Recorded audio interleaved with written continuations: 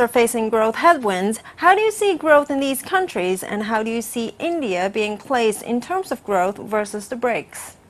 Yeah, that's a very good question. The BRIC nations have kind of come under the scanner over the last year or two.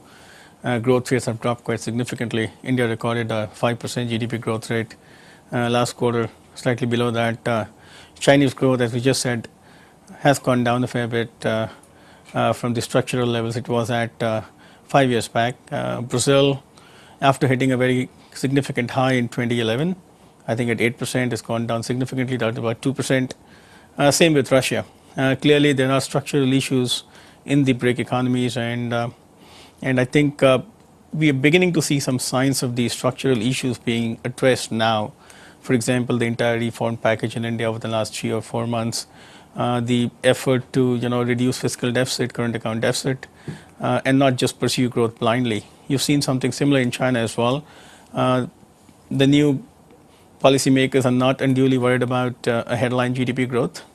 Brazil also, they increase interest rates. They're sacrificing growth for a more stable and a more sustainable environment. So our sense is that it'll take time for these measures to flow through in the form of higher structural growth. But it seems to us that they are on a better track today than they were last year, when they were ignoring the structural challenges that the economies were facing.